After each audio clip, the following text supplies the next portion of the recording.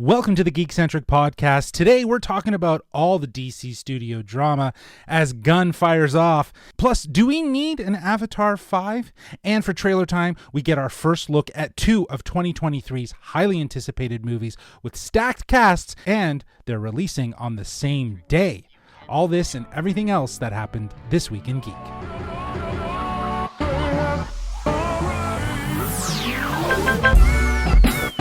Love ya.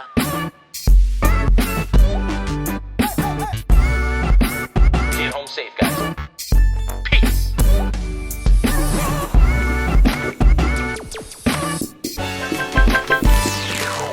Ho, ho, ho, you filthy animals. I'm J-Law, but you can call me Justin. And if you're joining us for the first time, well, we are Geekcentric, a podcast celebrating the world of movies, TV shows, toys, collectibles, gaming, and all things geek-centric. Joining me for today's episode, we got the two OG elves in the workshop, Mr. Nate Shelton, Kevin Hudson. How are you, boys? I'm living alone. Buzz, your girlfriend. Woof. Just Home Alone. That's all we need. That's the only Christmas Exactly. movie we need these days. I saved that one closer to Christmas upon the rewatch. I am amidst my Christmas watch, which spoiler alert, that's what I'll be talking about for What Yet towards the end of this episode. But yes, Christmas is upon us. We are less than a week away. How you guys feeling? You guys prepared? You guys ready to rock? Yeah, you know what? This was the first year that I can remember for, I think, ever, that I've actually gotten all my shopping, everything wrapped prior to December 1st. Which is nuts. It's just absolutely crazy. So we've pretty much gotten, I think there might be like one more thing we have to wrap, but everything else has been bought and ready to go for the last 20 days now, and it's fantastic. It's such a nice feeling to sort of get that done sooner than later. It just means you got to spend money and make a lot of decisions, but you know how good I am at the first part, so. and this time you have to spend it on other people, so it's an adjustment. There you go, a little bit. But shopped and wrapped and ready to go, which is always a nice feeling. I love online shopping. I do not miss the malls at all. It's just so much easier these days. And that said, I've been to the mall about 8 times to visit Santa. Multiple times. I've seen many Santas this year. Well, let's get into that, because I wanted to ask you. You both did. I believe you both have done the newborn first Santa experience. What was that all? Yeah. I got to say, it was little Robbie is not very photogenic in that she knows a camera's there and stops smiling. She was smiling the whole way up through the line, but as soon as you get a camera in front of her, she's done. And that kind of worked well, especially with the one Santa we saw at Yorkdale, who also wasn't very photogenic and refused to smile. I'm not sure if you've seen the picture we have. We took Kessel to go meet Santa and have a nice picture with the dog and everything. And this guy was so nice. He was so jovial. Oh, how are you? Merry Christmas. Your daughter's beautiful. Your dog's amazing. But as soon as the camera turned on, this guy frowned. It was so weird. And so we have 5 pictures with him, and he went into pure frown mode every single time. So I kind of appreciate that. I like that for the memory. You know, I'm wondering. It's such a popular show on Netflix right now. Maybe he's just a huge fan of Wednesday Addams. He's going for like a Wednesday Addams look in his Santa photos. Yeah. That photo is hilarious too, because you guys are like all smiling with teeth. Of course, not Robbie, but you know, you guys are all smiling with teeth. You got a good shot of Kessel as well. Yeah, and like you this just guy got was the frowny. reason he was. You got a frowny jokes, Santa. He was happy, and then as soon as they were like 3, 2, 1, maybe he's not photogenic. It was maybe he's weird. just not photogenic. I don't know where they found this homeless man with a long beard, but he was not very good at smiling. Yeah, taking a newborn to see Santa it was a smooth process. To Kevin's point, they're not overly photogenic that early in their lives. Even now, it is very much, if we try to snap a photo of her smiling, it's hard to get a good photo of her smiling. But we got some, and nice. It's an experience in itself. But I think it'll definitely become a tradition here. Well, and we have a couple friends, Eric and Leanne, who brought their son and daughter, and I love the shot of their daughter They have it like captured running. in real time as she's crying and running away, and then they have to bring her back and she's still crying, and then Dad had to get into the photo and hold her just so she was comfortable with this scary Santa man. I almost look forward to that stage where, you can't even hope to get the good Santa photo because they're terrified of him for some reason. Yeah, absolutely, and rightfully so. You're sitting on a stranger's lap. Come on, what child wouldn't be terrified? Oh my God. I don't trust this guy. He's not the real Santa. Oh, man. Come on. Just makes me think of Elf. Absolutely, Yeah. and that's a fantastic rendition of how probably children are when it comes to understanding Santa. Is this guy real? I don't really trust him. But guys, as I said at the top of the show, we got a lot of news to talk about. This is our last episode of 2022, and it did not disappoint because we got some juicy stuff to talk about. So let's get into the news. It's all about the details. All right. Our first news story is actually probably a variety of news stories that are all connected to the same news story. So I'm going to start off with our first article that pretty much surmises a lot of the events that have happened around DC Studios. This one comes from Matt Donnelly over at Variety. James Gunn is writing the new Superman film. Henry Cavill will not be returning, but is I to play a different DC character? Things are heating up in Metropolis as DC Studios co-head James Gunn has announced he is writing a new feature film about Superman. In step with the new project, Gunn has also revealed that Henry Cavill will not be returning as the hero. In a tweet, Gunn shared, "Peter and I have a DC slate ready to go, which we couldn't be more over the moon about. We'll be able to share some exciting information about our first projects at the beginning of the new year. Among those on the slate is Superman. In the initial stages, our story will be focusing on an earlier part of Superman's life, so the character will not be played by Henry Cavill. But we just had a great meeting with Henry and we're big fans, and we talked about a number of exciting possibilities to work together in the future." Sources close to DC told Variety that Gunn and his co-president Peter Safran and Cavill met recently and are all energized to find something in the comic book universe for Cavill to tackle. He also confirmed this on his own Twitter about reprising the role of Superman in a statement he shared, on Instagram, not Twitter. "It's sad news, everyone. I will, after all, not be returning as Superman," began his post. "After being told by the studio to announce my return back in October prior to their hire, this news isn't the easiest, but that's life. I respect that James and Peter have a universe to build. I wish them and all involved with the new universe the best of luck and the happiest of fortunes." Now, Gunn has been working on this new Superman story for some time, insiders say. The script will focus on the character's life as a cub reporter in the fictional city of Metropolis. Audiences will see him encountering key characters like his colleague Lois Lane. Additionally, Variety sources said that the new Gunn project will not replace the previously announced J.J. Abrams' Ta-Nehisi Coates' Superman concept, which is still in active development. Cavill isn't the only star from the last DC era to sit down with Gunn and Safran. In a tweet, Gunn mentioned that Ben Affleck, who played Batman in the numerous Zack Snyder films, recently met with the pair specifically to discuss the prospects of directing an upcoming DC feature. Individuals familiar with those talks said that it went well. The Superman news comes after a week of headlines following Warner Brothers' decision to not move forward with a new Wonder Woman movie as well from director Patty Jenkins. Last week, Tuesday, Jenkins tweeted out a lengthy statement saying she was open to considering anything asked of her in regards to the potential of a third project, but it was scrapped. Shortly after, Gunn responded with the support to Jenkins on Twitter. "I can attest that all of Peter and my interactions with you were only pleasant and professional." Gunn also stated that details of a reimagined DC universe are expected to come in January. So this is a variety of things that happened all in the course of a week and a half. I guess, how do we feel about Henry Cavill being removed as the titular character of Superman? I think it's refreshing. I think it's the best course of action to really give the studio the opportunity to start fresh. But I don't know. There's, of course, an uproar on Twitter. Fans are losing their shit. I remember for a couple days, "Fire James Gunn" was trending on Twitter, which was just absurd. I mean, the only course of action that DC could take here was a full reboot. We've been talking about this on this podcast for years, that they've needed to, wipe the slate and try again. Obviously, whatever they did with Snyder, it didn't quite work.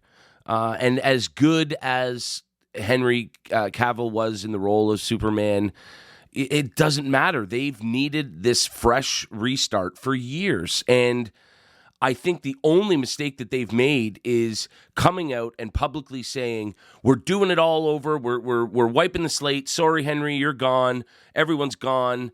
But details are soon to come. No, they needed to make that announcement and say, and here's what we're doing as a replacement. I think this downtime in between saying that the Snyderverse is over and there's a new start coming, but nothing being announced, I think that's the biggest mistake they've made, let alone whatever The Rock is out there doing with his very bruised ego right now. We're going to talk about that. We're going to talk about that in the next news story that continues this. But I would love to also just point out, we've been talking about this since Peacemaker. Mm-hmm. We were saying we would love James Gunn to step in and helm the DC studio in the right direction. That has happened now.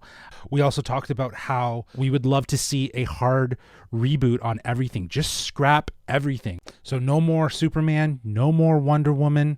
There's rumors that Jason Momoa is no longer going to be Aquaman, but they're going to shift him into a new DC character like Lobo, who he's more passionate about playing. That would be really good. So what does that mean for Aquaman 2? The Flash is up in the air as to what it is. A lot of people are saying Flash is probably going to be the hard reset for the DC studio, and that's going to be kind of the course of action that helps to kind of push it in a different direction. What does it mean for, Shazam, this Blue Beetle movie? I say just wipe them out, all of them. Like, just get rid of it.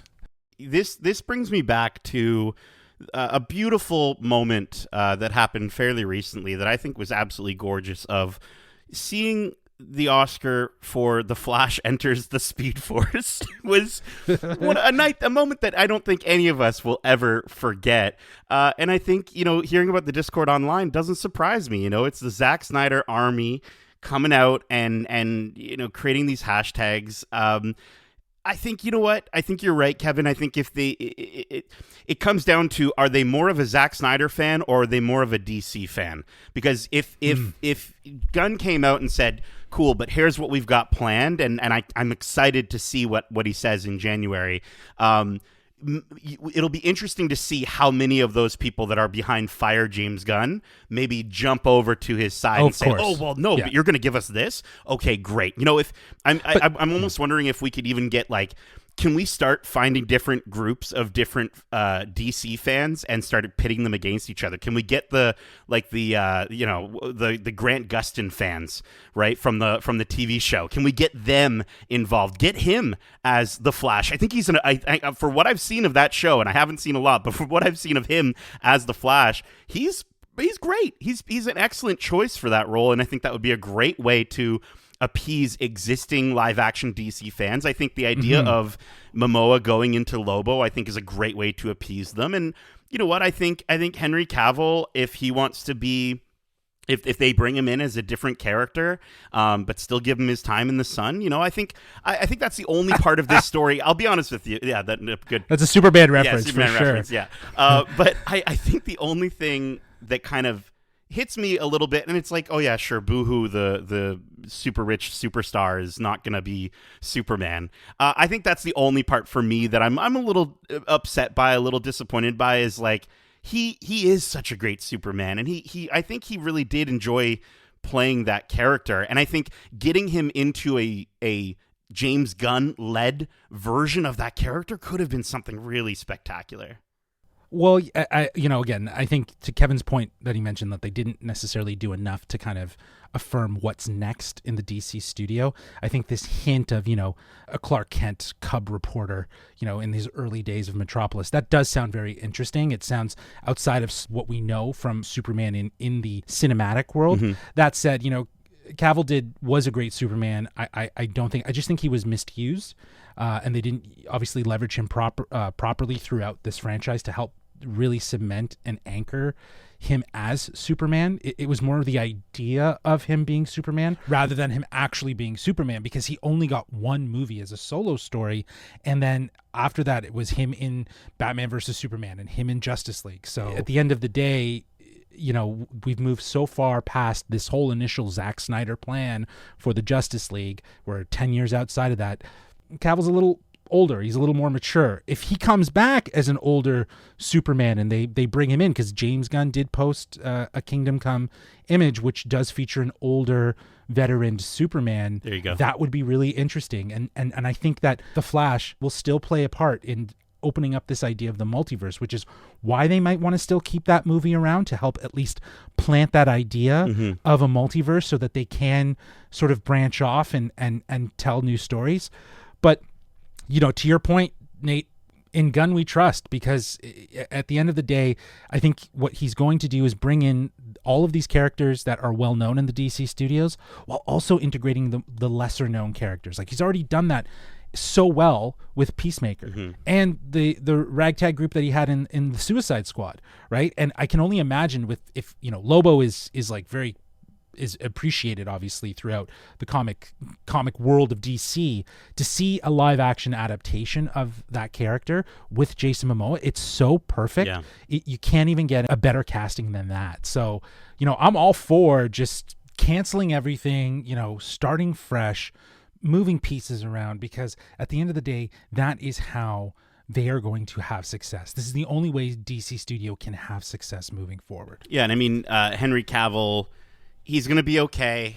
He's such a big geek that he's going to apparently be in a Warhammer 40K series, which he's just sitting there painting his minifigures. To fall back on. Oh.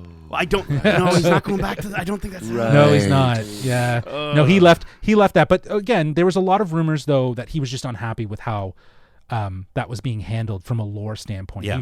He's a big nerd. He's huge. Or a big geek. Like, he's building his computers, he's painting passionate. his minifigures. Like, he's doing it all. So he's going to be very happy with this Warhammer series that he's working on. That is still they still don't have a creative team. They have him signed to star in it, but they don't have so it might not get off the ground attached to it. So exactly. Yeah. So at the end of the day, we don't really know where that is. I think now that they have his name attached, I think it might be easier to take it to creative teams and say, this is whose names we have attached to it. They'll be like, oh, okay, that's totally fine. But I'm getting that Henry wants to have his hands a little bit more involved in the stories that he's telling. Even when he was on the red carpet for, I believe it was Enola Holmes 2, he was talking about how the next iteration of Superman was going to have, key pillars that he wanted to see. And at that point, it sounded like he was becoming more invested in whatever story that was potentially he wanted to see happen with Superman. It had to have that for him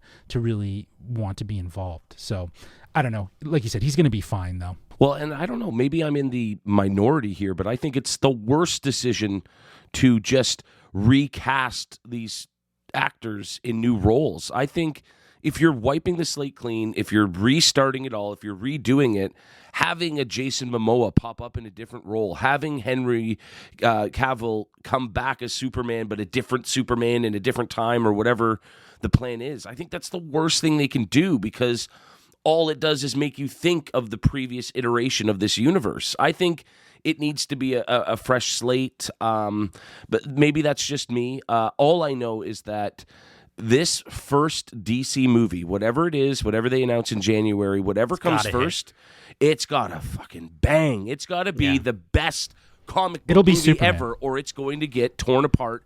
Even if it's just really good, I don't know if really good is enough. There's so much pressure there. I would not want to be James Gunn right now. Yeah, there was pressure for Bryan Singer when he went and did Superman Returns, right? Like, Superman is such a huge property for WB that has been mishandled so many times. I mean, Superman Returns was a great movie, and it still got pooed on. Yeah, I like it better than whatever Zack Snyder gave us. And I was really amped about Man of Steel. It had the tone of a Nolan-esque movie, but definitely did not deliver on that front. But, again, that said, it's clear, from the early discussions of when this whole WB Discovery thing was happening, that Superman is a huge priority, and James Gunn has said, Superman is a priority, and now he's affirming that by saying, well, I'm writing a Superman story, and I think that's probably going to be the thing that kicks off their DC studios, and what's next. And there were stories floating around that he was going to be pulled into this, but no, that apparently, like, James Gunn has squashed that. He has said no, that's not the case, and that's still up for discussion. So do we get two Batmans? Are we getting two Batmans? Or, in all honesty, as much as I loved Matt Reeves' The Batman, I'm fine if that was a one and done movie. Do you know what I mean? Mm-hmm. If you don't want to necessarily do that, but let Matt Reeves do his Gotham stories and those other shows that could kind of build out the world of Gotham, then maybe you shift gears with Batman in the DC studios, because he's obviously going to be super integral. Or, you know what? Or James Gunn just does a James Gunn thing and gives a big middle finger to all these fans of Batman, Wonder Woman, and Superman, and just says, you know what? We're not going to touch the Justice League for a long time. Here's who we're focusing on. Ratcatcher's getting their own movie now. We're getting Polka Dot Man the movie. Like I could totally see him kind of, and like in that universe, very much like we kind of saw with Peacemaker, maybe even giving us like little hints that they are in the same universe. Exactly. But then never, but like kind of almost in a really sadistic way, like teasing the audience throughout to just say like, well, they exist, but you're not going to see them for at least a few more years. I don't know. Again, that'll bring the hashtag, I think, even higher for fired James Gunn from the Snyder fans. But I don't know. I would be fine with that personally. Yeah, no, I dig that idea. But I just want to ask you guys a question, because this was also floating around online amongst all of these stories, and that is, if James Gunn is going to do a hard reboot, and let's say just, erase everything that's currently being done, Shazam and everything, do you think Peacemaker should be included in that? No. Do you think that feels but Peacemaker feels, and the Suicide Squad feels far enough removed from the Snyderverse stuff that could easily play into his existing ideas. But I agree. That scene in the finale where the old Justice League shows up, that screws that project right there. Right. They should go back and retcon that episode and just leave it to silhouettes and shadows. Silhouettes. Yeah. They leave it to silhouettes and shadows. Don't show. They could even just say something like, "Nah, man, you were like high," like, or whatever. Like they could have like a throwaway line of like, "No, that didn't really happen. Are you crazy?" Like they could have ways to sort of work around it in a joke that they're creative enough they could figure it out. We don't need to worry too much about that. Just don't worry. That never happened. Is what we're saying. DC is just still a mess. No matter what they're trying to do, they're still a friggin' mess. Well, it's gonna get messier. It's gonna get messier with our next story because it continues this whole trajectory with Henry Cavill's deal to return to DC as Superman was reportedly just a verbal agreement. This comes from Paul Tassi over at Forbes. If you're wondering how exactly The Rock got Henry Cavill to return as Superman for the Black Adam cameo, only to have the idea immediately thrown out the window, look no further than how this all came together, according to Inside Report from The Hollywood Reporters, Aaron Couch and Boris Kitt. While The Rock's ex-wife and producing partner and Henry Cavill's manager, Danny Garcia, got Cavill a $250,000 payday for the exceptionally brief cameo, the problem was that Cavill's deal to return to the DC EU as Superman was not actually a deal at all. The Hollywood Reporter says that it was based off of a verbal agreement. Naturally, this fell apart in an incredibly short time without any sort of actual contract in place. Cavill showed up in Black Adam on October 21st. James Gunn and Peter Safran were appointed co-heads of DC 4 days later on October 25th. And then this past week, as we were just discussing, Gunn confirmed that Cavill will no longer be playing Superman and that meetings had been had about his future in the DC projects.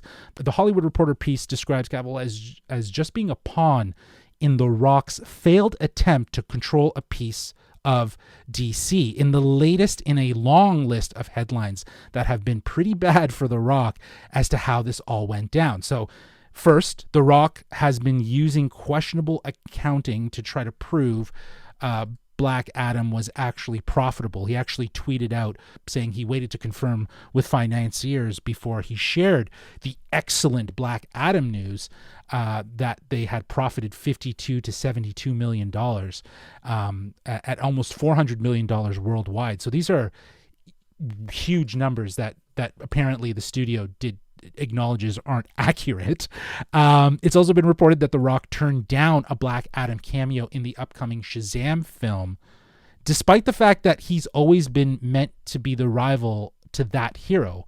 I thought it was really interesting that at Comic-Con they had a stage for Shazam and Black Adam, yet they never attempted to cross them. They never over interacted because both. Yeah, it was like they were siloed as their own individual stories. So that's another element to this whole thing. Finally, in the recent weeks, The Rock has had little to say publicly in the wake of Cavill's departure, pivoting to his wide array of other projects, energy drinks, XFL, his declaration that Black Adam would shift the balance of power in the DC universe has been turned into an online meme and joke, and it seems almost certain that Gunn and Safran's future plans do not consist of a Black Adam sequel, nor do they want to fight The Rock for any of that control.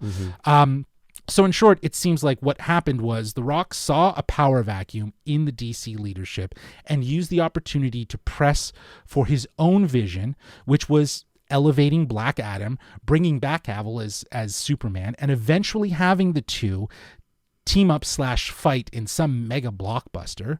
The Rock, more or less, as we all know, spelled out Cavill's return as Superman ahead of the movie's release to kind of beef up Black Adam's box office numbers. And his ex-wife, Dani Garcia, who's actually his producing partner, outright just spoiled the cameo on social media with screenshots of his appearance. So nothing was secure. Cavill's deal was not a deal. It was a contract for a cameo or two with no actual official deal in place to get him to return.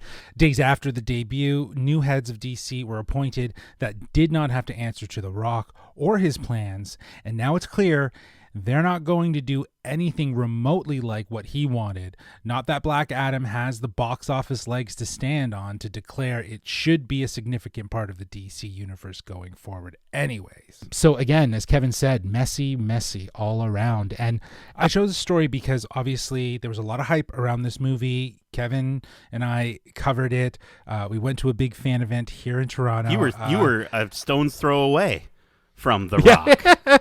Yeah, you can use that joke twice. Yeah, if you use it 3 I'm not times, allowed to use it anymore? okay. That's it. I promise in 2023 I'll never say that joke again. Yeah, awesome. But we saw the hype trade. We saw the movie and we weren't really thrilled. And we knew that the biggest part of it was that end credit stinger. And we knew that what The Rock was doing was clearly trying to carve out a chunk of DC that he can control. But how do you think this makes him look? This is awful, man. And like, Dwayne is full of shit. This looks terrible on him. It's embarrassing. He tried to become the center of whatever DC universe he had in his own mind, and he brought people along, as pawns, like the article says, but it was all for his own, manifestations of success. Like, he did this for himself, and it's backfired massively, and it's all meaningless now. That huge, massive cameo at the end of that movie is meaningless. It almost, it certainly doesn't look good in terms of a sequel or anything for a Black Adam movie. The fact that the only positively reviewed DC movie of the last 10 years was Shazam, and he was like, no, I'm bigger than Shazam. I don't want to be a part of it, even though my character bloody stems from that story. Like, the guy's delusional. He has no idea what he's doing here, and this is a big black eye on his reputation. Yeah, poor Shazam, like, kind of feeling like the not the cool kid. You know what I mean?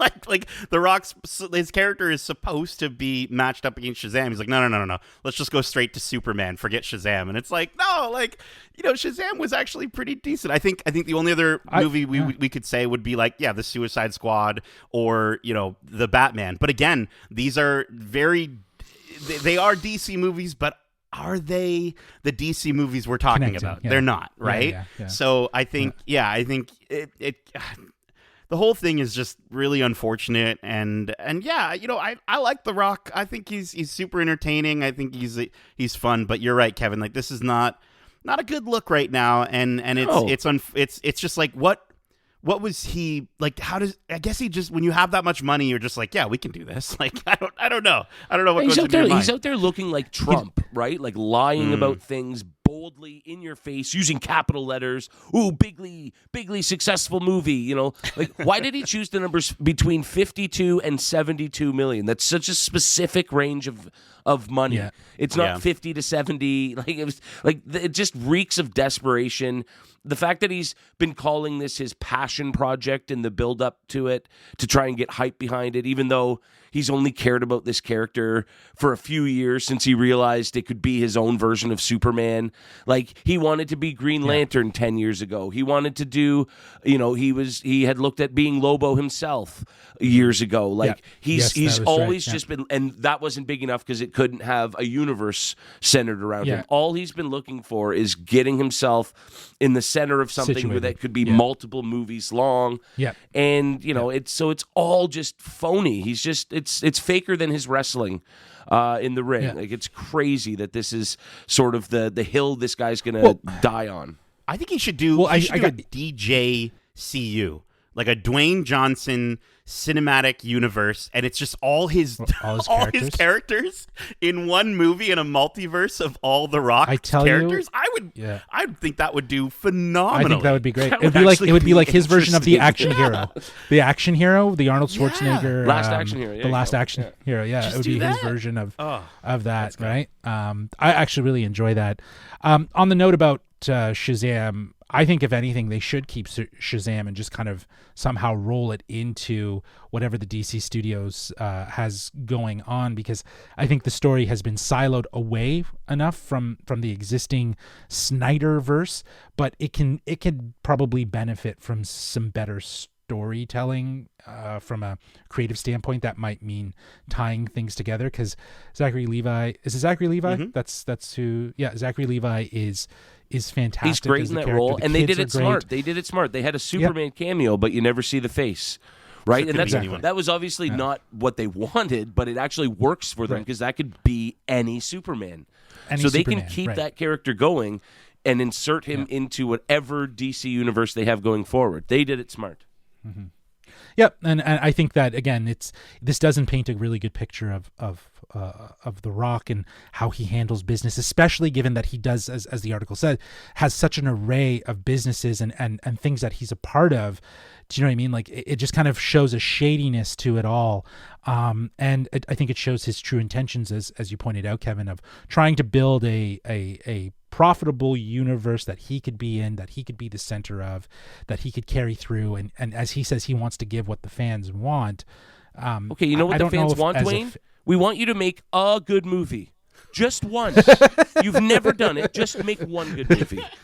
Like, he's never done it. I don't know. Fast 5 was good. Great movie. He really hasn't. Fast 5 was good. Fast 5 was good. When you have to go to the well of Fast 5 to say he has made a good movie, his resume does not speak for itself. I agree with you, though. I think he needs to challenge himself to look outside of these blockbuster Hollywood movie roles, and I think we were kind of hinting at that in our review of Black Adam, that he's kind of stagnant. Like, he's just playing the same iterations of himself throughout these movies with little differences. Like, his anti-hero version, like Namor was a more interesting and engaging anti-hero than Black Adam will ever be on the big screen, and he is a great anti-hero in the comics. So, like, I didn't really get that from the movie, and I feel like, again, the focus was more about spectacle, making it super, super DC style with all of the action and all of this. It was just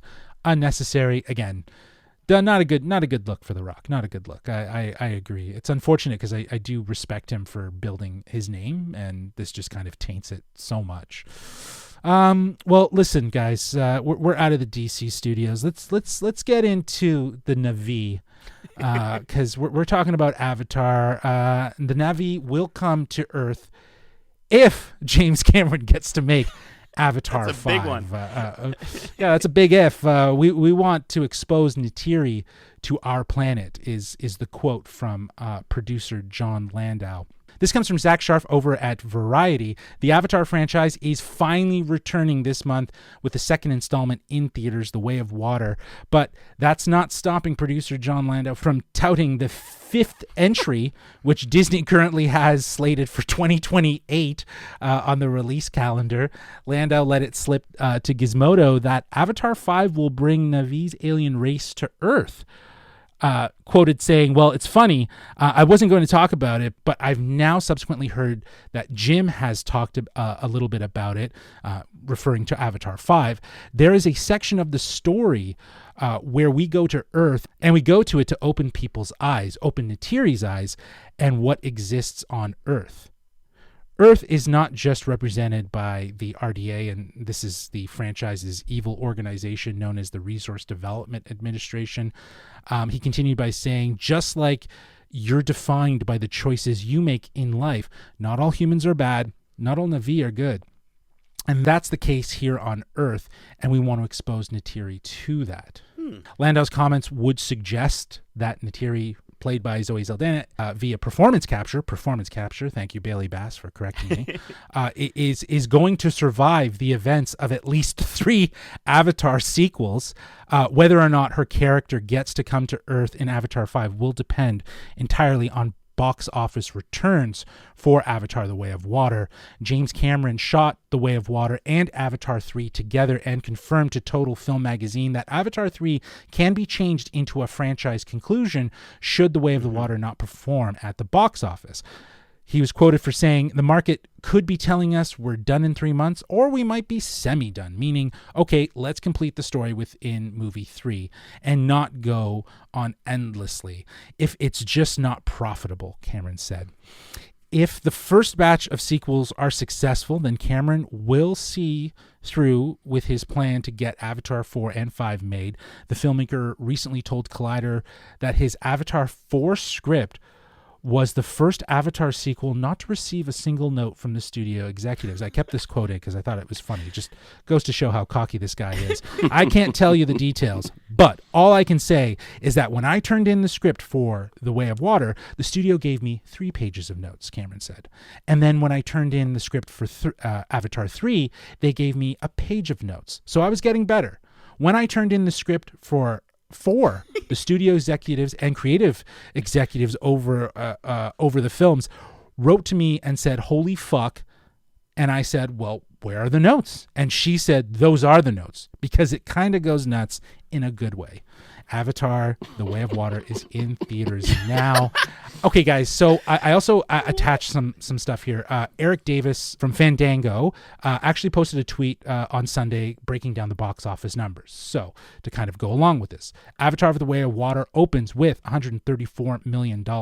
That is almost 16 million more than Avatar's opening, the 6th best December opening ever, ties The Batman for 5th best 2022 openings, 2nd best opening ever for a sequel to an original film, domestic, and also a $435 million global debut. So he continues with his tweet thread by saying these numbers are below projection, but keep in mind Top Gun Maverick had the 7th best opening in 2022 and is the year's highest grossing movie domestically. This one's playing the long game, more demand for premium formats, no big cameos or anything. People are going to wait to see it. And he continues in his final thread, just how much did 3D play a role in opening weekend of Avatar: The Way of Water? 66% of the global opening revenue came from 3D ticket sales. China leads all with an estimated 99% of all tickets being 3D. Wow. In the U.S., 3D tickets sales accounted for 58% of the film's opening. Okay, so 3D is clearly back with this freaking movie, which is insane to think about. But like with these numbers and with this projection being lower, do you agree? Do you think that this is the long game and that we will eventually see the success of, what was it, $2 billion that he needs to like recoup for him to actually get his 4 and 5? Like, do you think that this movie has the legs? And I do preface this. I know that we've all three of us have now seen the movie. If there is discussion, spoiler free, of course. But do we need an Avatar 5? Is this something that you want to see, given the fact that Earth seems to be so important, yet we haven't seen it? I think it makes me, as an Avatar fan, I'm going to be a self-admitted Avatar fan. You could even call me an Avatar fanboy. I know what scown means, okay? I know what a tulkun is, and all that stuff. I have a book that tells me how to speak the Na'vi language. I think it's really nice to hear that they have a way to rewrite and refix the next Avatar movie in the event that they need to end it. Because I think that was, as a spoiler-free thing, one of my biggest complaints with this sequel narratively is that it unfortunately, I think it sort of played too hard into the setup idea for a lot of these moments, and they didn't explore a lot of the themes that they sort of trickled in because there's another movie. Oh, we're going to talk about that in 3. Oh, we'll look at that more in depthly in 3. So if we can get like a solid ending for 3, if that's the route this has to go, fine. I think James Cameron said something like people would have to go see it 2, 3, 4 times or something like that before they can make a profit. As an Avatar fanboy, I don't think I'm going to see it again in theaters. I saw it once. I saw it in 3D, non-high frame rate, thank goodness. I've heard that's not the best experience. And I just, again, I don't think I want to watch it anytime soon. If it came out on Disney Plus tomorrow, I don't know if I would even pop it on. You know what I mean? Like, it's not something where, it's not like Spider-Man No Way Home or Black Panther Wakanda Forever, where like with Wakanda Forever, I'm stoked to get to watch that movie at home. With Avatar: The Way of Water, I'm excited to see what it looks like on my OLED, and that's about it. That is not a glowing review. It's at like 440 worldwide now, 440 million. Mm-hmm. So it's making money, but I mean, they have set some pretty lofty goals in terms of what they need to hit. Sure. Like you said, if they need people to go 2 or 3 times, at least for us, we're going to need some people to go 5 or 6 times because we aren't going 2 or 3 times to see this movie. I just think that's so unrealistic. I like that they have sort of set an escape clause into that third movie in case they need to wrap things up. And I think as neat as it is that he's shifting and progressing the movies forward from a visual standpoint, narratively, there's just nothing there that warrants 5 movies. Yeah. As cool as it would be to see the Na'vi on Earth, I'm like, oh, that is actually kind of a fun idea. I just don't want to have to wait 2 more movies to get there. If you do get to it by that point, is it like, instead of space, we're on Earth, and it becomes like Fast and the Furious? You know what I mean? Like, it just starts to be like they're going to start driving cars. Oh, there's Fast and Furious vibes all over this. You know what? They're trying to plug their wheels into shit, and it's just not working. Yeah, like, is it going to be like Elf? Like, what's going on here? You know? Oh man, Eric's right. Like, I think it's the long game. Like, the holidays are around the corner. People are going to go see it. They're going to see it in the best cinematic experience that's imaginable. So, like, I think the benefit here is that 13 years have passed. So technology is obviously advanced.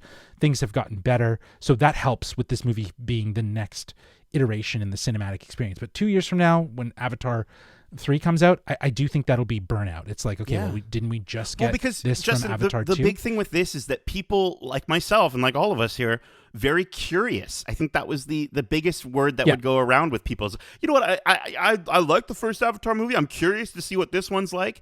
And that's where it's going to stop. You're curious to see it. You go see it in 3D. You get a nostalgic rush. And even if you enjoyed it, I really don't know if you're going to see it. Maybe you'll go see it one more time with another member of your family. But outside of that, I just don't know if it's going to be that thing that people are going to watch over and over and over again in theaters, especially at that the length the movie is. And especially given, the narrative problems that it has. There's nothing really there that hooks you other than just the buzzword of our spoiler-free episode was spectacle, right? Like it's crazy the amount of visual spectacle and just the theatrical experience, it being what it is. That is the driving force of this movie being successful. That said, I would like to see him close out the story. I hope they don't just say, well, no, Avatar 2's it.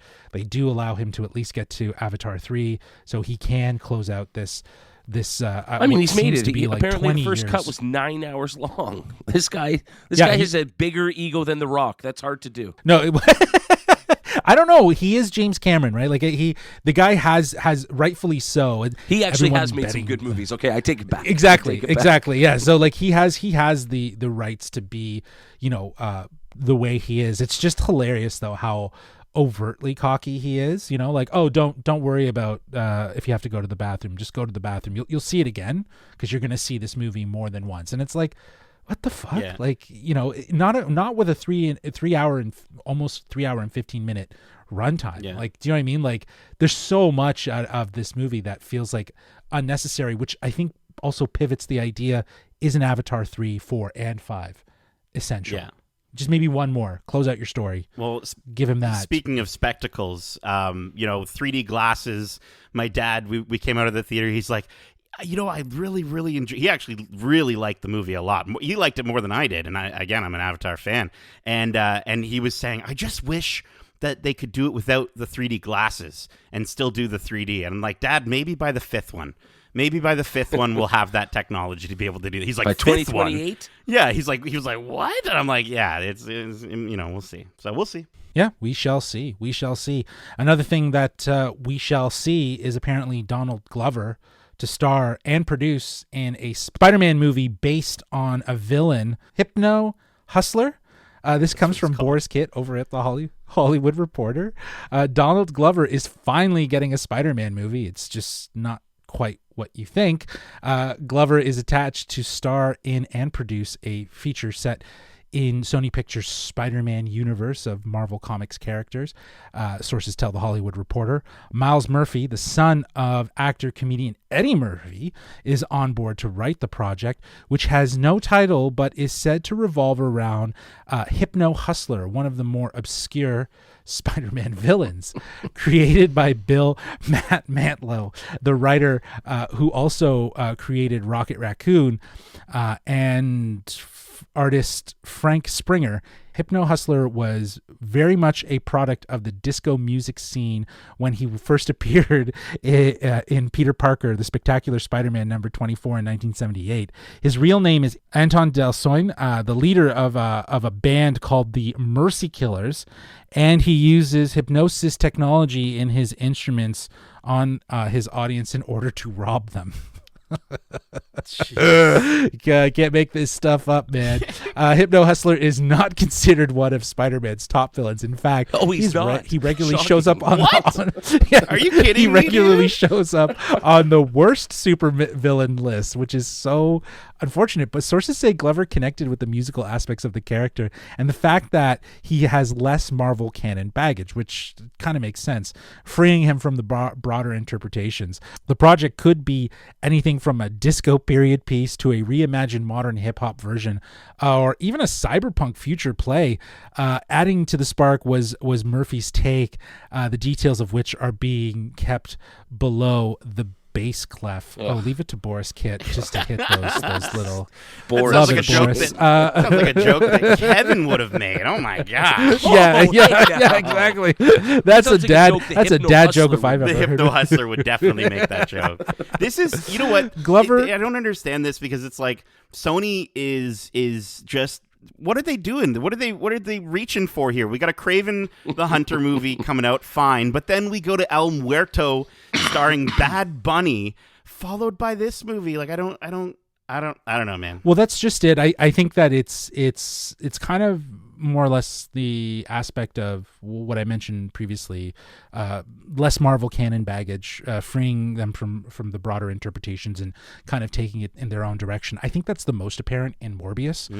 Venom as well kind of is a bit more of an adaptation of Venom, with certain character traits and obviously the lack of connection to Spider-Man, given that they have now crossed over slightly, we'll say. But yeah, it is interesting to see because, yeah, like you mentioned, they have Kraven the Hunter set for October 6th, 2023. And there's also some hero projects in development as well, Madam Web and Spider-Woman. But yeah, earlier this year, they did announce that they're working on El Muerto starring Bad Bunny. Sony's out here trying to make DC look good. It's crazy. Yeah. I just want the Hypno Hustler to show up. Hypno Hustler doesn't advertise. I'm getting exactly. Huge he sounds like Disco Stew. Stew. That's who that's who I thought of as well. I thought of that as well. But obviously there must be something here if Glover is committed. I respect Glover enough to at least see that, you know, whatever this could be is probably not going to be that, but it's going to probably be. It's going to hint at it, I think. Well, I think it's funny when you mentioned Bad Bunny. I think this is kind of a rabbit's foot scenario, right? Where or not a rabbit's foot, a monkey's paw. All the different animals have different appendages, but a monkey's paw sort of scenario, right? With like the we're finally getting him in a Spider-Man movie, but he's not Miles Morales, right? He's not even Miles' like uncle, right? Like I don't quite understand the thought process behind it, but like you're saying, Justin, if he's like Donald Glover, I think has made some incredible decisions over the course of his career, and so I can only see this being something that he's really behind. He has to have heard the story treatment from Miles Murphy to understand that this is a good thing. This is something different, and you know what? If they can make this something that is, give me, I think the way that they took the Joker, right, and sort of separate it so far from Zack Snyder. So I'm not asking for the Joker with this character, but you get what I mean, right? Like if we can make this into a pseudo musical, make it into a disco movie, that sounds kind of fun, and separate it completely. Just give me better writing than Venom and Morbius, and I think we'll be okay. I think we might still be okay. I don't know if this one's going to make $2 billion, though. I don't know if we're going to see a Hypno Hustler 5, guys. No, yeah. Well, James Cameron gets on this, maybe. Maybe we can get him in. But clearly he's not doing the Lando series that was announced, I believe, at the Investor Day maybe 2 years ago. That was a thing. From Lucasfilm. And, Kathleen Kennedy has gone on the record saying, he's just very busy. If he's doing this, but he's not doing Lando, I don't know if I... You'll be a little upset. Hopefully this is worthwhile and that he feels like, maybe some of the sentiments of, the baggage, the canon baggage and stuff like that. Maybe that's a bit of the apprehension of wanting to tackle something like Lando, which is why he's going to something that's obviously far different from that. So I guess only time will tell. Well, guys, that is it for the news. And let me tell you, I know it's a season for Jingle Bells, but one instrument that is around all year is the banjo, because it's trailer time.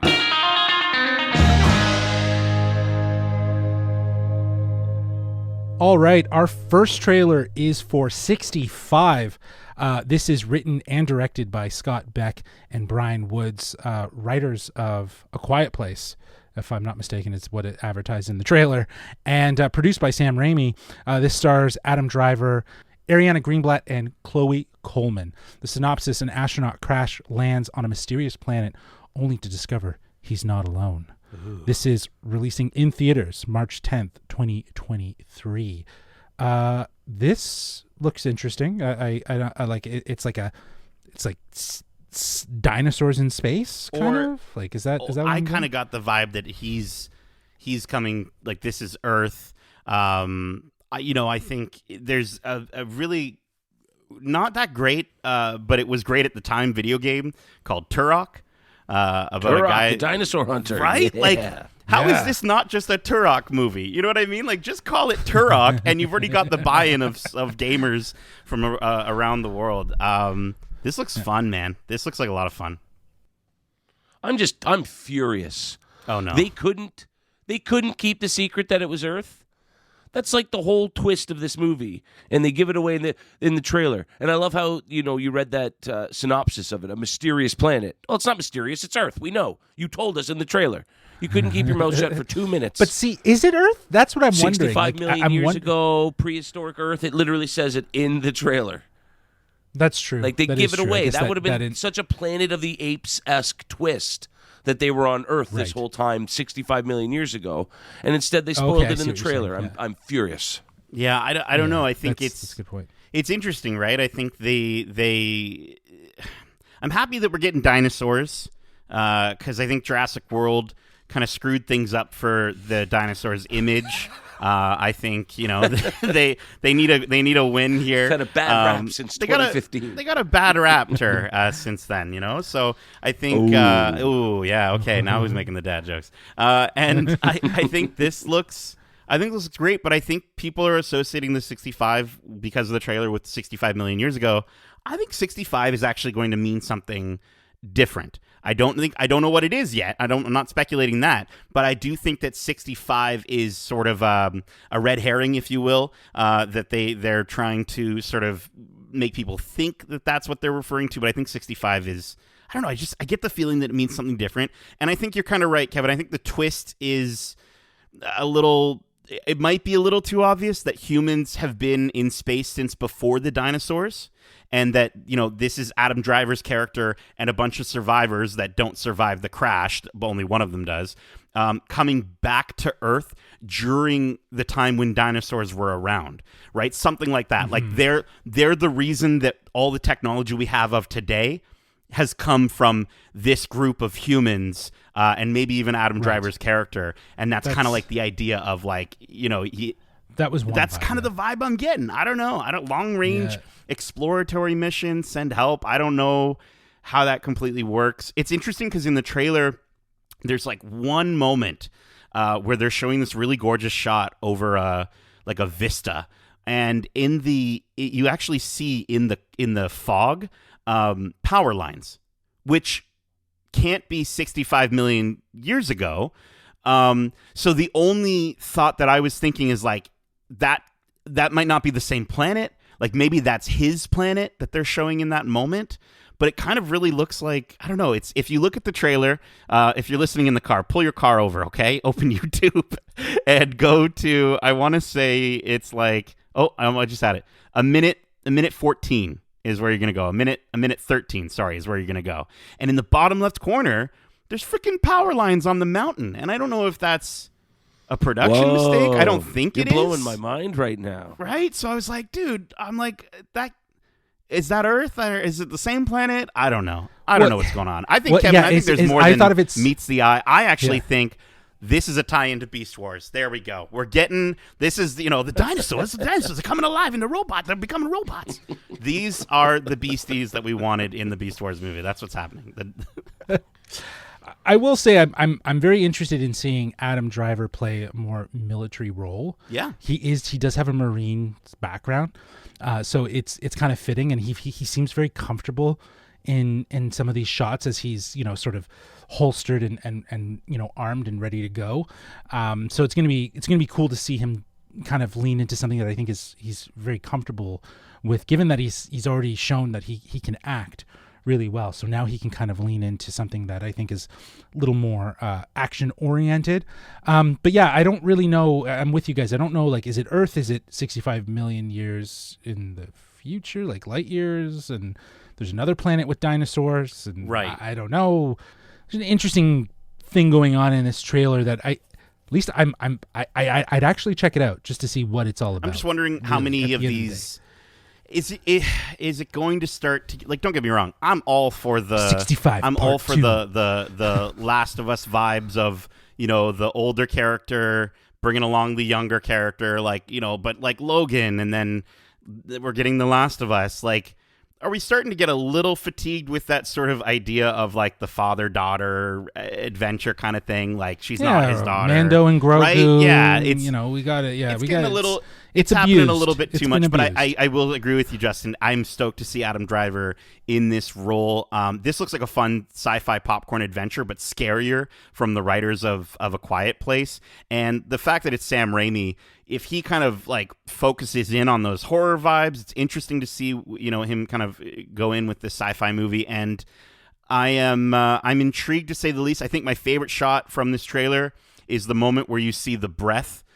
Just at the end of the trailer, you see that breath, that fog come in, and then you just notice that that's actually like a dinosaur standing right behind him. It's a really great way to play with suspense. I thought it was really well done.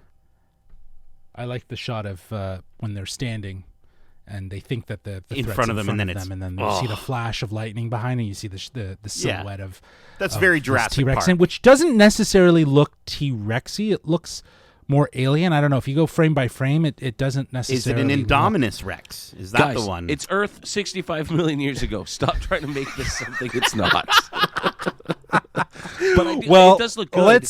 And the fact that Adam Driver is one of the top actors in the world right now. He's very respected. He's a guy with 2 Oscar nominations. He's not in the take a paycheck, make any shitty movie phase of his career. Exactly. So the fact that he's on board with this, suggests that it might be a bit of a banger. I'm kind of excited for that. Yeah, I'm hoping it's up there with exactly. That's I'm hoping it's like a little bit of a surprise, and it kind of comes out and it's like Prey. Like it kind of reminds me of like that sort of vibe that you could get with that style of, that sort of feeling, right? Where we kind of come out of it and just be like, this was better than we expected it to be. Yeah. You know what I mean? Like that's kind of what I'm getting from this trailer. So I'm really hoping that's the case. Yeah, and we're going from 65 million years to a beautiful pink palace world with our next trailer. We're talking about Barbie, directed by Greta Gerwig, also written by Greta Gerwig with Noah Baumbach, if I'm not mistaken, is his and that's his her partner. And this has a stacked cast, so bear with me here. We obviously have Margot Robbie, Ryan Gosling, Simu Liu, Will Ferrell, Michael Cera for whatever reason, Kate McKinnon, America Ferrera, Issa Rae. We got Ariana Greenblatt again. We got Ray Perlman, Kingsley Benadir, and the list goes on for this cast. There is a ton of people in this movie, and this is scheduled to release July 21st, 2023. And the synopsis goes, after being expelled from Barbie Land for being a less than perfect looking doll, Barbie sets off for the human world to find her true happiness. I don't know if that's an official synopsis. That's what Google gave me. But what do we think of our first look at Barbie? What is this movie? like I was so eagerly waiting for this trailer to answer some questions, and now I have like 4,000 more questions about it. I am so lost. I mean, why would you use 2001: A Space Odyssey? That's such an odd thing for what your target audience is. Correct. I imagine. I don't know. I'm so intrigued. I mean, if that's what they're trying to do, they've succeeded. I think the key element to this story is going to be very much parody and playing with parody and interpretation of what Barbie is and how society views Barbie.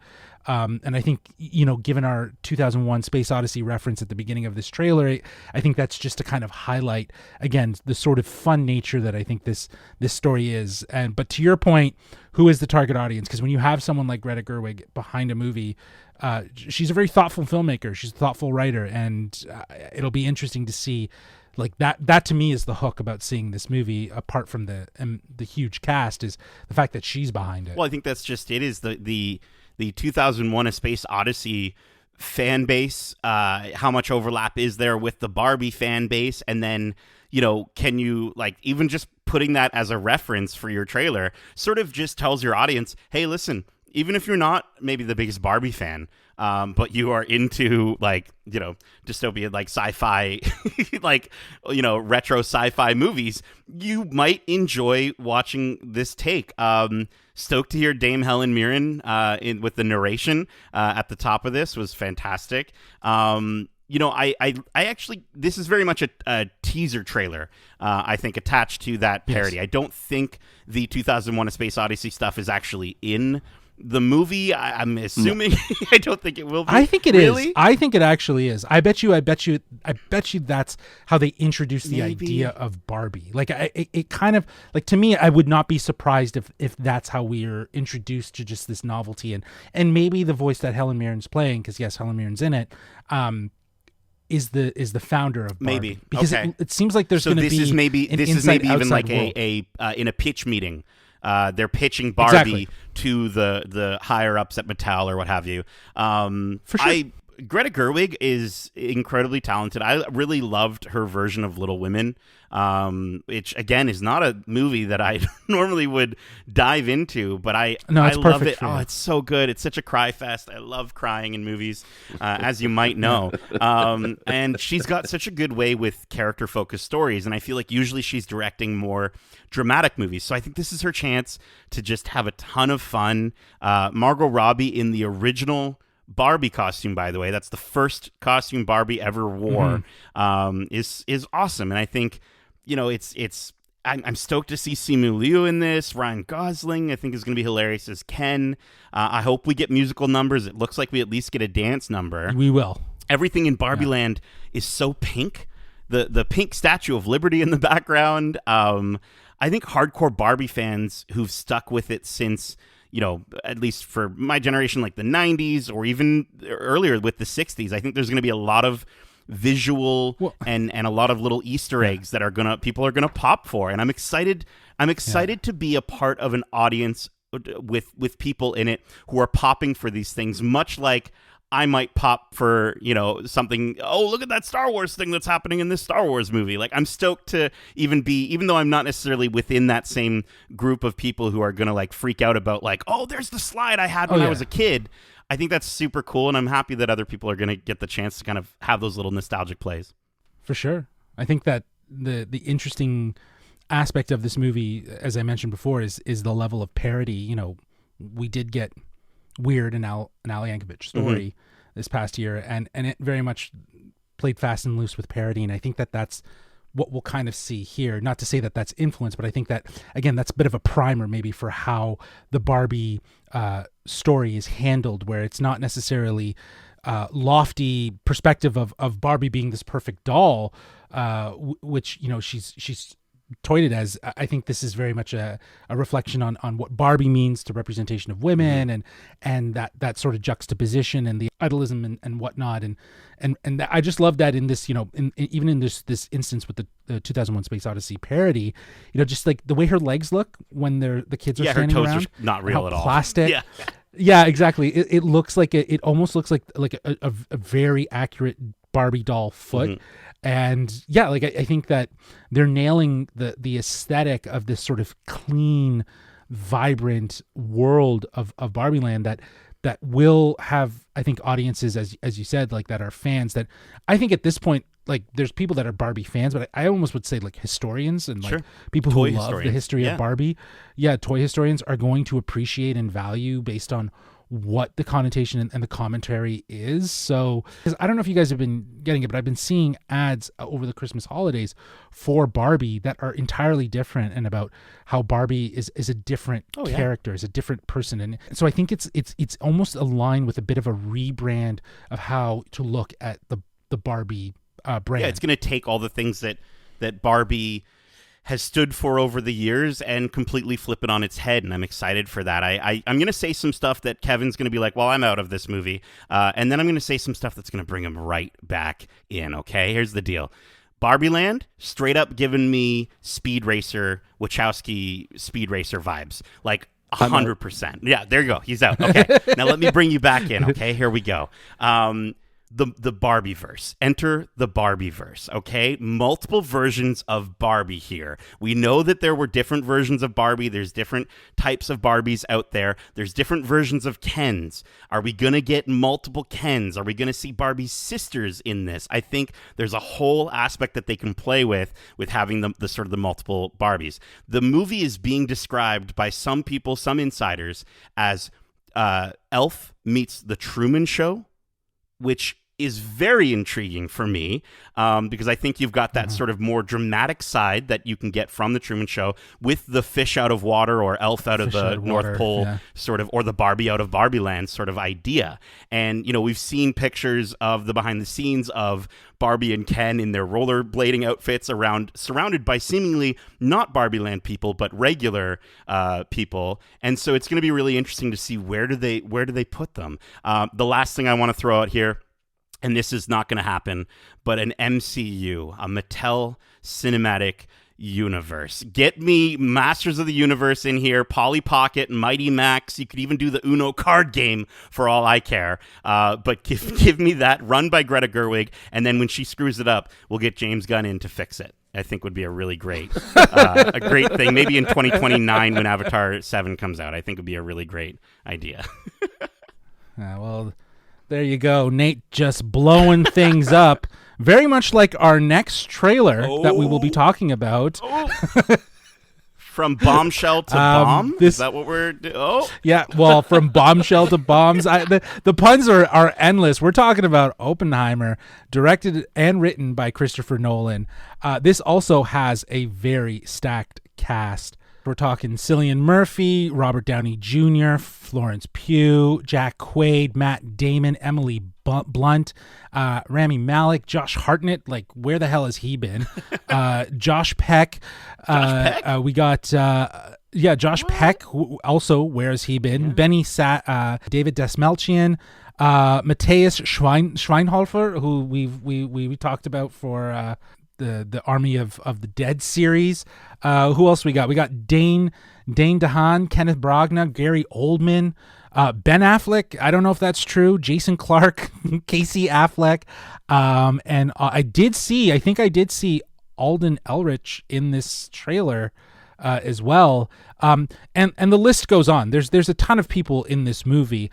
This is also releasing July 21st, 2023, the same day as Barbie. So it's very fitting that these two trailers came out this week. This is, as I mentioned, written and directed by Christopher Nolan. Oppenheimer is an IMAX shot epic thriller that thrusts audience into the pulse-pounding paradox of an enigmatic man who must risk destroying the world in order to save it. Physicist J. Robert Oppenheimer works with a team of scientists during the Manhattan Projects, leading to the development of the atomic bomb. This movie looks great. I'm getting mad Interstellar vibes, just things running parallel. The visuals that you see of sort of what looks like the internal mechanism of an atomic bomb blowing up, almost to kind of juxtapose with the idea of inception, of a concept of building something out of your mind. And, you know, you have this very somber narration from Cillian Murphy that seems to almost have conflict with what he's building, understanding that it could be for good, but is being used for bad. And what the idea of, more or less the idea of, people need to see how bad it can be. Like, I think after the events of Hiroshima, it's very clear that the atomic bomb was a bad idea and whatnot, but it didn't stop countries from trying to hold atomic weapons of mass destruction, obviously, as a sense of power. But that said, it's an interesting aspect how, you know, Nolan's going to be kind of diving, I think, into the psyche of Oppenheimer and how that kind of led to the atomic bomb. I think it looks great. I think this is probably one of my most anticipated movies of 2023. How about you guys? You know what? I definitely agree with you. I think it's interesting with Nolan, right? I think after Tenet, it kind of, that one didn't quite do. It was very Christopher Nolan. I just don't know narratively if that one hit. Whereas here, he's working off of a book by Kai Bird and then Martin Sherwin, I believe. And so he's kind of adapting that material, and I'm wondering if that's going to work towards the movie narratively. I think that might be for its benefit.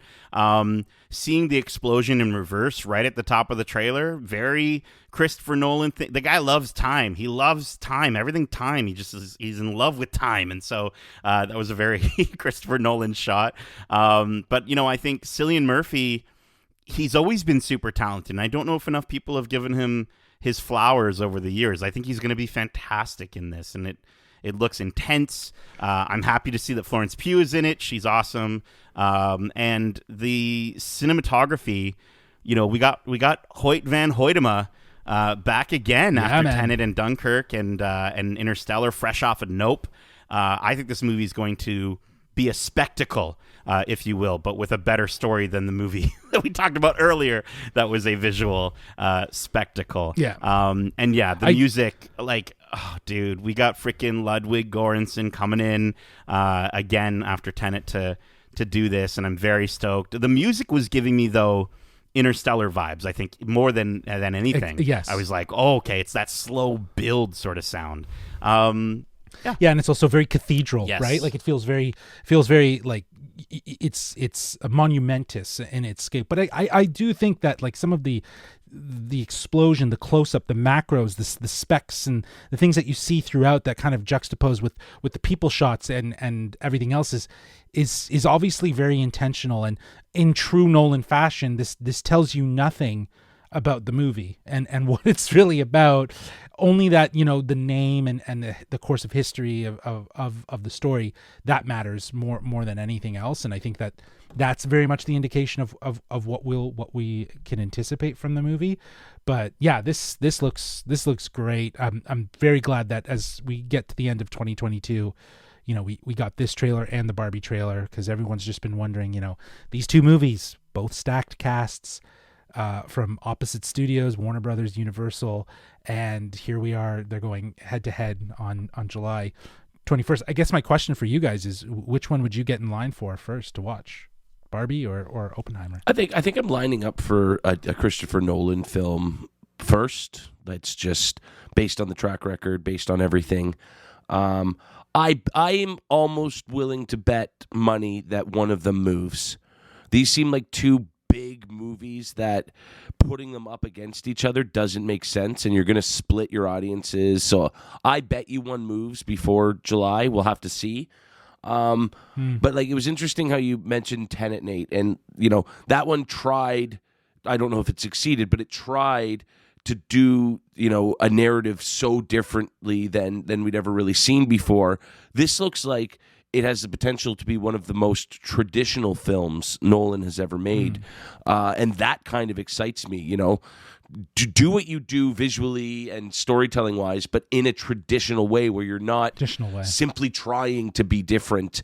That kind of excites me, that there's more attention left to the story. I'm kind of excited for that possibility. I think I'm going to be like one of those people I think that was in the memes that you might have seen online. I don't know if you guys have seen these memes, but it's like a picture of someone in like a nice suit, and it's like me going to see Oppenheimer, and then they're in the same suit, but it's like beautifully pink, and they're like, and then watching Barbie immediately after. And I think that's going to be, honestly, I'm down to do a double bill as long as Christopher Nolan's not in the same. For sure. I would do it. I think that's what I'm going to end up doing. I was actually going to say I probably will go see them back to back same day. I probably will see Oppenheimer first and then go see Barbie. Because I don't think Oppenheimer's going to end with as happy a note as I think what Barbie will do. I could be wrong. For sure.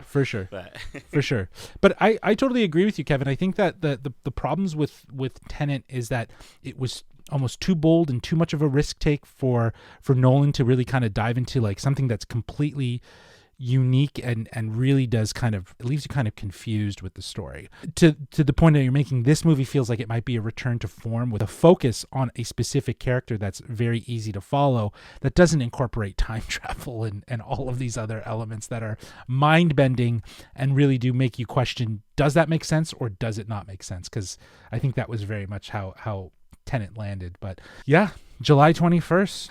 All right. Well, that's it for trailer time. We're wrapping it up here on this episode. But before we do, I'd love to close out with a little what have you guys been watching, enjoying, reading, whatever that is. Please let our listeners know.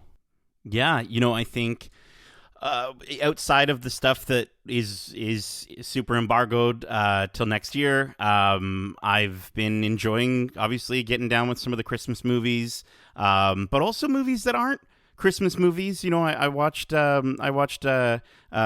Sister Act 2 recently and cried my eyeballs out, and I just back in the habit. I got back in the habit. I love that movie, and after hearing about Sister Act 3, we talked about it on a twig. I was like, I gotta rewatch that movie, and it's just like, it was on TV God. a couple days ago, and I watched it. That's so funny, good. Dude. It's honestly, I think December is, it's a month for Christmas movies, but it's also a month where, because of the winter, and in Canada it goes beyond December, it goes into January, where there can be some bouts of depression going around, seasonal depression. And I think those 90s movies are the ones to really get you out of there. Now, what I actually brought to watch it, though, is not gonna necessarily make you feel good. It's on Crave here in Canada. It's from HBO.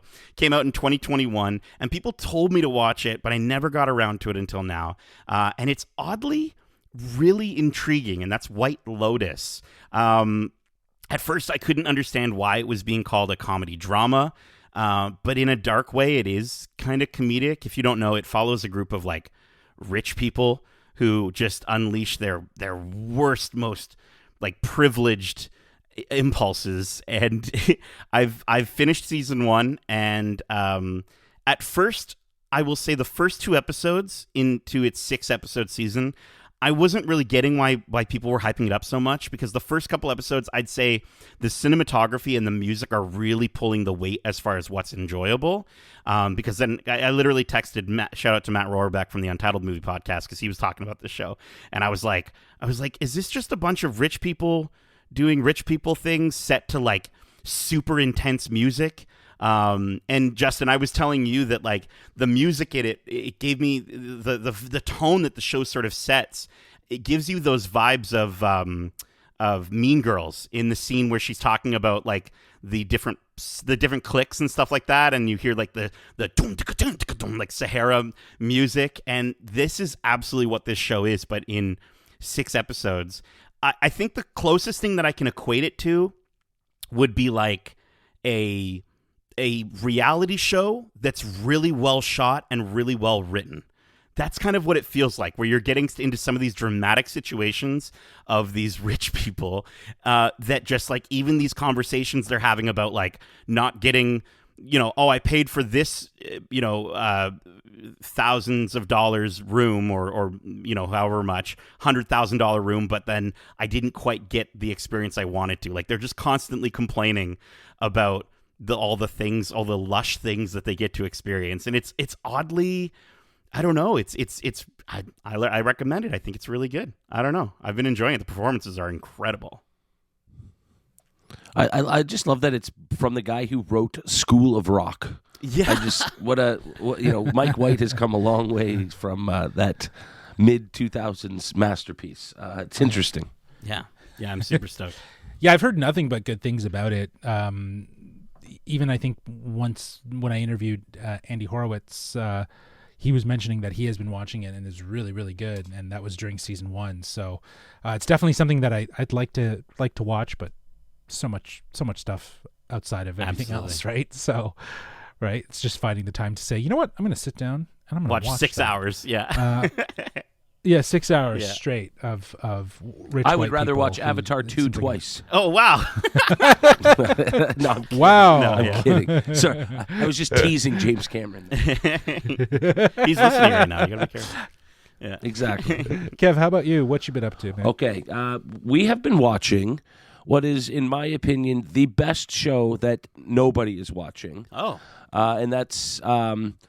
And I will just say the Golden Globe nominations came out this week, and the fact that this show was entirely left off of the nominations list really bothers me. And I think there's an issue going on at Paramount that they are not advertising their shows well enough. They've kind of got Yellowstone, and they're like, that's our bread and butter. That's all we're ever going to talk about. But what they should be talking about a bit more, it's maybe my favorite show of the year. It's called The Offer. And it is a look at the making of The Godfather and just the kind of turmoil and turbulence that went into the making of it. It stars Miles Teller, Matthew Good, who is so excellent as the character, or playing Bob Evans, Robert Evans, movie producer, the head of Paramount at the time. You've got Dan Fogler playing Francis Ford Coppola, and series standout Bern Gorman as Charles Bloodhorn, who sort of owns Paramount. This show is awesome. It's so much fun. The characters are larger than life, and it's really fascinating to see just how difficult it was to make what, is on a lot of people's, greatest movies of all time. I really enjoy it. Paramount Plus, honestly, they need to do a better job of advertising their products, because that is one of the better subscriptions that I have in terms of a streaming platform, just for the sake of Yellowstone.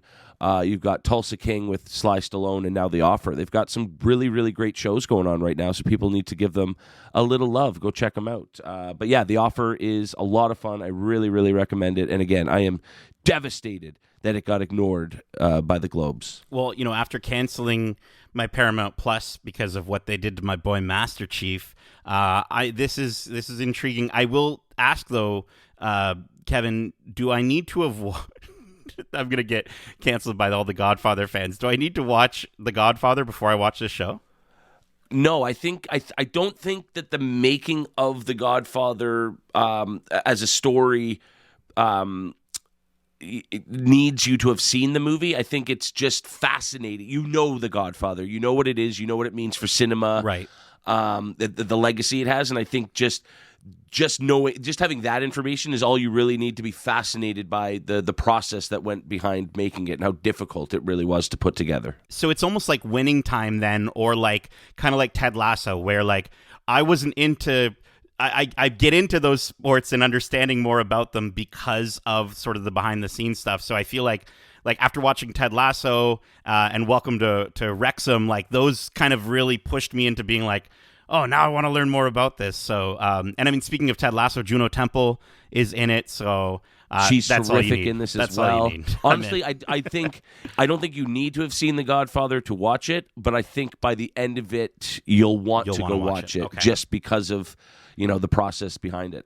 So I really, really recommend it. It's a lot of fun.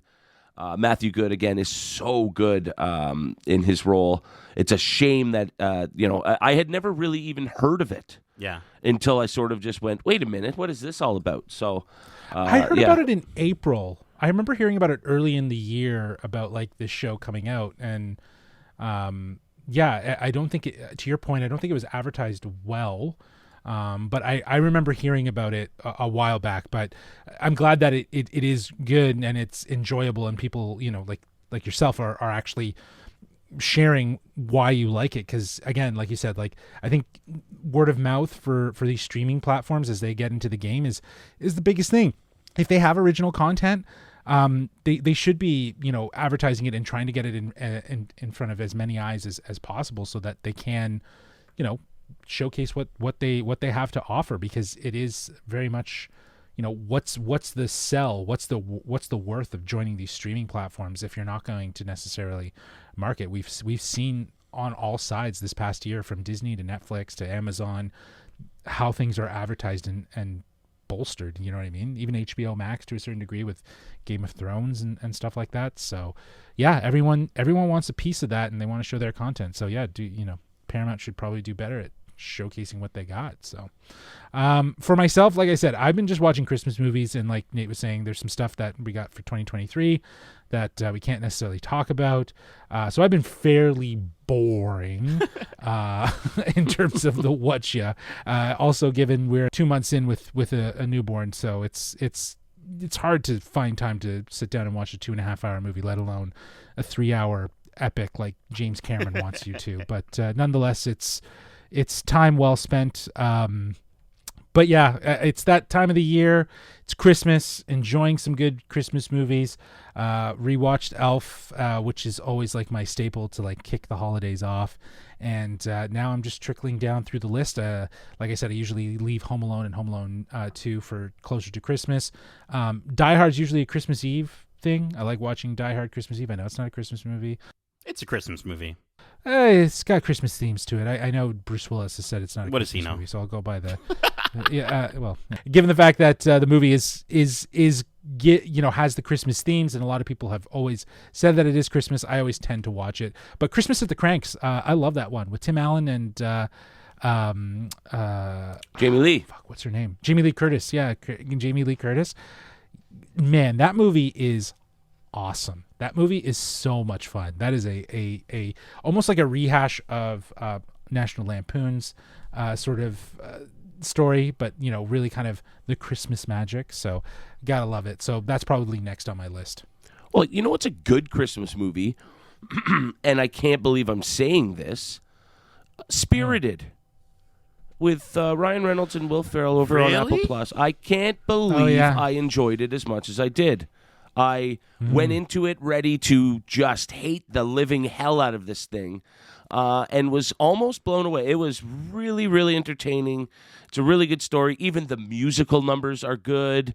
So if I'm saying a musical's good, go check it out. Honestly, Spirited. It's a 5-star rating right there. The hell out of me. I've literally only heard the complete opposite. So I might give it a chance. Yeah, that's crazy. I don't know what people are looking for if they don't enjoy that. I think that is definitely one that's on the list, especially that have come out this year. Like I'm going to rewatch Guardians of the Galaxy Holiday Special probably sometime over the Christmas break, and then I definitely think that Spirited will definitely get watched because it's new, and I've been saving it for Christmas. Even though if it's bad, because I think you're right, like it's not. I haven't heard great reviews. Well, there's a new Scrooge: A Christmas Carol on Netflix, animated, that I've heard is pretty good. So that might be one to check out as well if you're looking for new iterations of like the same stories over and over again, or just watch the original stuff. Honestly, maybe just go watch the original. Yeah, well, I got the Muppets version of a Carol, Christmas Carol is classic. That's an all-time banger. That's it. That's a banger, right? So that's definitely on the list as well. Well, guys, that is it for this episode of This Week in Geek. We hope you enjoyed it. And if you did, be sure to subscribe to us wherever you listen to podcasts. And if you want to write into the show and let us know your thoughts on any of the news or trailers that we've covered here today, or any of the stuff that we cover, well, you can reach out to us at wearegeekcentric@gmail.com. That's wearegeekcentric@gmail.com. Or you can reach out to us on Twitter at GeekcentricYT or on Instagram at wearegeekcentric. Keep in mind, we also have a ton of other great episodes covering the latest movies and TV shows out now, including our spoiler-free review for Avatar: The Way of Water. Maybe you're one of the millions of people who haven't seen it yet, or maybe you're one of the millions of people that have seen it. Either way, it's a good time. Join us because we use the word spectacle a lot. Here's the deal. Okay, if you're listening to this and you haven't listened to that review yet, plan a drinking game with your friends. Drink responsibly, but plan a drinking game with your friends. And anytime you hear the word spectacle, take a shot. You will be hammered by the end of that, and then you'll probably want to watch Avatar 3 times over. Yeah, and we also support weed smoking. Sure. So if you want to hit a joint every time, there you go. That works too. There you go. Awesome. We also have our spoiler-free reviews for a variety of Disney Plus content, including the Guardians of the Galaxy Holiday Special, National Treasure: The Edge of History, and our spoiler-free review for Strange World, which was in theaters and is now coming to Disney Plus, I believe, as of December 23rd. Okay, there you go. So if you want to hear a spoiler-free review before you check that out on Disney Plus, feel free. We also have our spoiler-free reviews for a variety of Netflix series like Wednesday, which is getting great reviews. Everyone's loving it. Yeah, it's blown up huge. So definitely go check that out if you. Yo, Kevin, don't say that, okay? No, we just lost all the TikTokers listening. Damn it. Kevin. As well, we have our review for Rian Johnson's Glass Onion, a Knives Out mystery, which is also hitting Netflix December 23rd. So it had a 1-week theater release. The boys here got to go check it out and share their thoughts early, so you can listen to that ahead of its release on December 23rd. Also, looking ahead into 2023, I'm happy to share with you that we are starting yet another watch club in early January for The Bad Batch Season 2, as well as we have some fun interviews with some of the cast and writers. And speaking of interviews, we have a ton of interviews for you to enjoy, both on podcast feeds and on the YouTube channel at youtube.com/geekcentric. It's been a great year for interviews. Our most recent interviews feature some of the cast of Avatar, The Way of Water, which is available on our YouTube channel, again, at youtube.com/geekcentric. And we have some snippets on our social. We have a TikTok now, Justin. Yeah, we do have a TikTok. We have a TikTok. You can find us on TikTok. Just search up Geekcentric, and you should find us. You'll see our little logo and all that stuff. Go give all those episodes a listen and a watch. Subscribe to our social, we are excited for 2023. Nate, Kevin, that is it. We are wrapped on 2022. We are putting a bow on this thing. Looking forward to 2023. It's crazy to think over this past year we've released over 145 episodes consisting of reviews, interviews, and episodes like this where we get to geek out together about the stuff we love. And I am very much looking forward to 2023 with the Geekcentric crew. But until then, as we say, Merry Christmas, Happy Holidays to everyone. If you're listening to this, thank you so much. Thank you very much for supporting us. But I also want to wish my lovely co-hosts, who aren't joining us today, Megan and Darcy, a wonderful Happy Holidays, Merry Christmas to them and theirs. And of course, to you two beautiful gentlemen in the Discord in front of me, Kevin, Justin. I know we said it during our little Geekcentric holiday party that we had. But Merry Christmas, Happy Holidays. Love you guys. And love you. Oh, that was so sweet. I won't even try to replicate that. But, for everyone going out, visiting friends and family, just be careful, be safe, get home safe, guys. Happy holidays to you and yours, and peace.